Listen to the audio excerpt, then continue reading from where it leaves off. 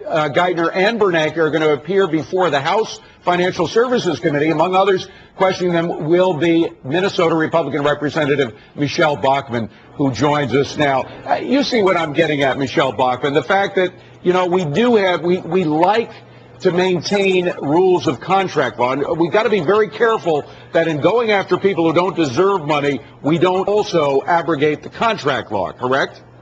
Oh, that's exactly right. As a matter of fact, we're already seeing pushback now from foreign investors who are reluctant to invest in the United States, as well as the plan that Treasury Secretary Geithner rolled out today, the beginnings of that plan. The investor community are saying, you know, look, the United States had going for it the rule of law, the sanctity of contract. We've seen that violated not only just with the AIG cram-down clawback, but with the cram-down on mortgages, where bankruptcy judges have been empowered now to open up mortgages between lenders and borrowers and change the terms, reduce the principal.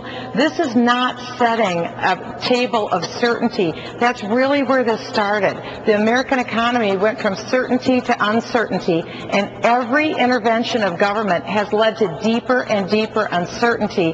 What we need is a big dose of certainty right now, and I'm afraid this is not the right Well, recipe. by the way, you talked about clawback. I've mentioned Scott Rasmussen's polls before. I want to put up a number, if I can, on the screen. 67% of Americans believe that politicians who receive campaign contributions from AIG should also return their money. Is that something that you're going to bring up tomorrow? I think that's imperative. If we're talking about the specter of Financial Services Chair Barney Frank asking for a list of names of employees who receive these bonuses, maybe we need to focus on the names of the politicians who got us into this. Well, we already have those names. We know that number one is Barack Obama, and number two was Senator Chris Dodd in terms of the top five contributions from AIG. They should absolutely return that money, because after all, isn't that a form of a campaign bonus that they were receiving too? $103,000, as you said, to Chris Dodd, $101,000 to Barack Obama. The American people need to know the very dirty connection that there is between some of these organizations and the massive amounts of money that they are giving to politicians to fund their campaigns. And it's Republican as well as Democrat, Congresswoman, correct? The money is going across the board, but there isn't true moral equivalency here. No question, we're seeing the responsibility far deeper on the Democrat side than the Republican, but it's not a clear split. Did you ever take money from AIG? To my knowledge, I have not. I know that there was one question that someone who had given me about $200 may have worked for AIG at one time, and so we're trying to find out if that's true. When this first came up, we went through our records to make sure that that hadn't happened. Let me ask you about the economy. You saw what the market did today. Huge pop, 500-point pop in the Dow Jones Industrial Average.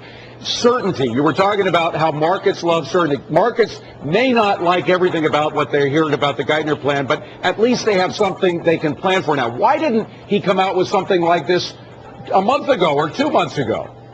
Or even longer ago than that. Remember, Congress has first sold this bill of goods on this type of a plan. When Hank Paulson said the United States Congress had to go forward with a $700 billion bailout to buy what? So why did it take so long? Good question. Because the first priority for money was to pump more money into the social welfare state. That's what this $1.1 trillion stimulus plan was all about, creating and pumping up the welfare state. That's not what we want to do. Congresswoman, we've almost run out of time, but in one sentence, if it's possible for a congressperson to do that, what's the most important question we're going to hear tomorrow of Geithner? The most important question will be, what did you know and when did you know it? About AIG or about everything? About AIG bonuses. Personally, what I'm interested in is what is our exit strategy from the government taking over the country financially. Michele Bachmann, we're going to, with great interest, thank you very much for being here.